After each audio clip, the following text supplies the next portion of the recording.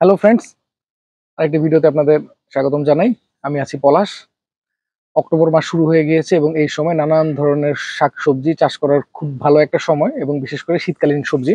শীতকালে কিন্তু আমাদের অঞ্চলে, বিশেষ করে বাংলাদেশে, প্রচুর পরিমাণে সবজি হয়। আর এই সময়ে আপনারা কি কি ধরনের সবজি, শাক চাষ করতে পারেন সেটা নিয়ে আমি আজকে ভিডিওটা তৈরি করছি। তো আমার ভিডিওটা মূলত যারা একদম মানে যুগ যুগান্তরের কৃষক তাদের জন্য নয়, মূলত যারা নতুন ভাবে হয়তো বাড়ির আঙিনায় কৃষি করছেন, বাড়ির পেছনে পতিত জমিতে করছেন, বা ছাদে করছেন, বা বারান্দায় করছেন, তাদের জন্য।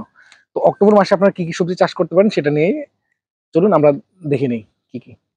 ভিউয়ার্স, প্রথমে একটু বলে রাখি, যদি আমার চ্যানেল থেকে নিয়মিত ভিডিও পেতে চান সেক্ষেত্রে প্লিজ সাবস্ক্রাইব করবেন, এবং ভিডিও ভালো লাগলে অবশ্যই লাইক করবেন। তো প্রথমেই আমরা শাক দিয়ে যদি শুরু করি, অক্টোবর মাসে আপনারা অনেক ধরনের শাক চাষ করতে পারেন। প্রথমে যদি বলি, পালং শাক খুব জনপ্রিয় একটি শাক।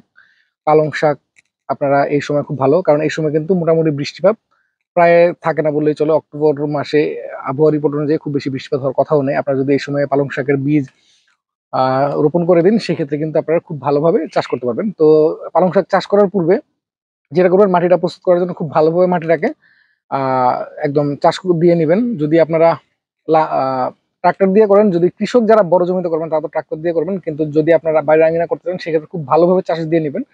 একদম মাটিটাকে ঝুরঝুরা করে নেবেন, তারপর বীজটাকে অন্তত আগের রাতে ভিজিয়ে রাখবেন।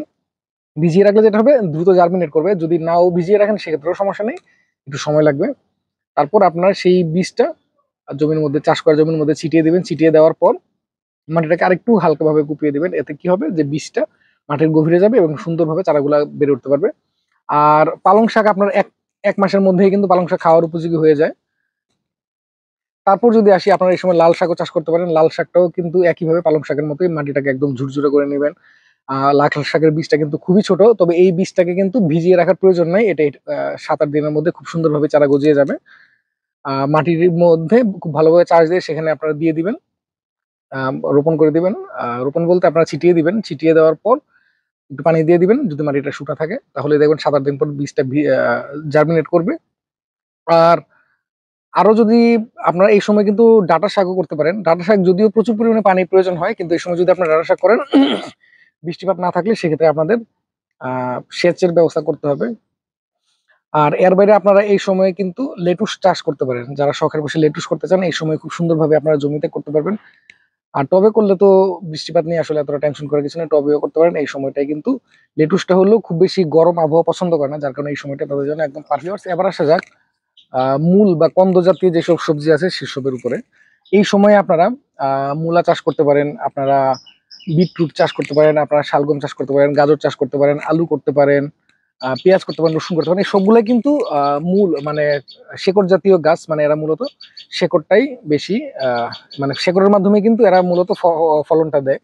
এবং এই সবগুলা যেই নামগুলা বললাম, সবগুলাই কিন্তু প্রচুর পরিমাণে ফসফরাস এদের প্রয়োজন হয়। তো আপনারা যখন মাটি প্রস্তুত করবেন এদের জন্য, জমিতে যাতে প্রচুর পরিমাণে ফসফরাস থাকে এটা আপনারা ম্যানেজ করবেন। যেমন কিচেন কম্পোস্টে কিন্তু প্রচুর পরিমাণে ফসফরাস থাকে, মানে মূলত পেঁয়াজ রসুনের খোসায় কিন্তু প্রচুর ফসফরাস থাকে। এর বাইরেও আপনারা যদি আহ সার ব্যবহার করতে চান সেক্ষেত্রে আপনারা টিএসপি সারটা ব্যবহার করবেন এই ফসফরাসের জন্য। আর এর বাইরে আমি যদি একটু মূলার ব্যাপারে বলি, এবং এই মূলা বলুন বা শালগম বলুন, বিটরুট বলুন অথবা গাজর বলুন, এরা যেহেতু নিচের দিকে, মাটির নিচে এরা ফলটা দিবে, সেই কারণে প্রচুর পরিমাণে আপনার জমিটাকে চাষ করে নিতে হবে, খুব গভীরভাবে চাষ করে নিতে হবে। যেমন আহ মূলার ব্যাপারে বলা হয় 16 চাষে মূলা, মানে আপনার 16 বার অন্তত চাষ করতে হবে মূলা জমিটাকে। মানে এটাকে একদম মাটিটাকে খুব গভীরভাবে চাষ করবেন এবং খুব ঝুরঝুরা করে নেবেন, না হলে কিন্তু মূলা বলুন বা গাজর বলুন এটা নিচের দিকে যেতে পারবে না। আপনি প্রকৃত আপনি আপনি ভালো ফলন পাবেন না। আর আর এই সময় যেহেতু বৃষ্টিপাত এখন বর্তমানে কমে যাচ্ছে, বা বৃষ্টিপাত বর্তমানে আর খুব একটা নাই, এবং সামনে কিন্তু শীতকাল, এই সময় যদি আপনারা রোপণ করেন আপনারা শীতের মধ্যে কিন্তু এই সবজিগুলা উপভোগ করতে পারবেন। এবং বিশেষ করে গাজর, যেমন গাজরটা কিন্তু আপনার এই ঠান্ডা, মানে একটু আবহাওয়াটা, একটু ঠান্ডা আবহাওয়াটাই পছন্দ করে। বিটরুট বলুন, এরা কিন্তু ঠান্ডা আবহাওয়া পছন্দ করে, যার কারণে গরমের সময় খুব একটা এদের ফলন ভালো হয় না। এই সময়টাই সবচেয়ে ভালো হবে। তা এই সময় আপনারা যদি চাষ করতে চান তাহলে এখন শুরু করে দিতে পারেন, অক্টোবর মাসে। এবার আসা যাক সবজি জাতীয় কিছু ফসলের ব্যাপারে। এই সময় আপনারা মরিচ চাষ করতে পারেন। মরিচ চাষ আপনারা যারা টুকটাক যদি করে থাকেন তারা ভালোভাবেই জানেন। মরিচ কিন্তু বৃষ্টিপাত একদম পছন্দ করে না। মরিচ ছাড়াও যেমন ধরুন নাইটশেড ফ্যামিলির যেই সবজিগুলা, মরিচ বলুন, বেগুন বলুন অথবা টমেটো, এই সময় কিন্তু সবচেয়ে ভালো হয়, কারণ এরা কিন্তু খুব একটা বৃষ্টিপাত পছন্দ করে না এবং এরা একটু এই ধরনের আবহাওয়াটাই পছন্দ করেন।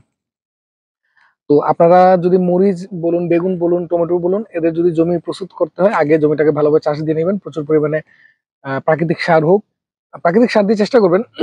যেহেতু আমি আপনাদের জন্য, যারা হলো শখের বসে করছেন, তাদের জন্য আমি ভিডিওটা করছি, আপনাদেরকে বলবো প্রাকৃতিক সারটাই আপনারা ব্যবহার করুন।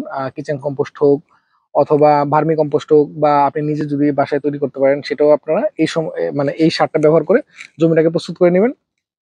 এবং এই সময় যদি আপনারা রোপণ করেন, তাহলে আপনারা পুরো শীতটাই কিন্তু খুব ভালো সবজি খেতে পারবেন। এর বাইরেও এই সময় আপনি ক্যাপসিকাম, যেমন এটাও কিন্তু ওই নাইটশেড ফ্যামিলির, ক্যাপসিকামটা আপনারা চাষ করতে পারেন। ক্যাপসিকামটা কিন্তু শীতকালীন একটা সবজি হিসেবে খুবই জনপ্রিয়।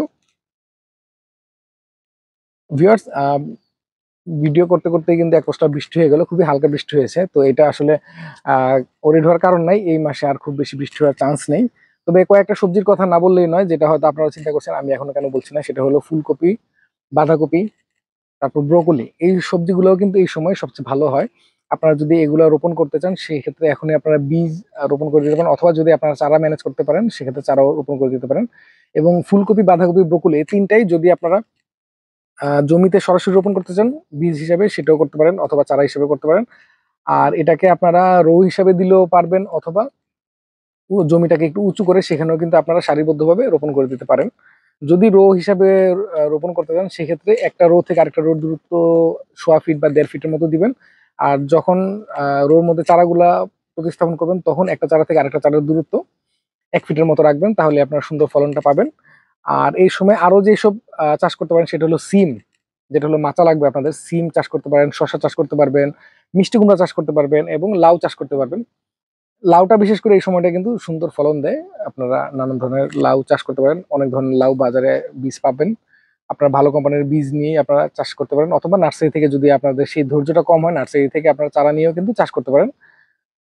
যদি আপনারা এই সময়ে শাকসবজি চাষ করতে চান বা করার আগ্রহ থাকে, তাহলে এখনই শুরু করে দিন শীতকালীন সবজি। তাহলে আপনারা শীতকালে মানে ভরপুর সবজি খেতে পারবেন। আর শীতকালীন সবজিটার একটা সবচেয়ে ভালো দিক হলো, এই সময় কিন্তু পরিচর্যাটা কম লাগে, আর সেচের ব্যবস্থাটা কম লাগে, সবকিছুই মানে কষ্টটা মূলত কম লাগে, এবং যে ইনভেস্টমেন্ট সেটাও কিন্তু কম লাগে। তাই যদি শুরু করতে চান, এখন শুরু করে দিন। তারপর পুরো শীত আপনারা সবজি উপভোগ করুন। তো ভিউয়ার্স, যদি ভিডিও ভালো লাগে অবশ্যই লাইক করবেন, এবং সবাই ভালো থাকবেন। ধন্যবাদ।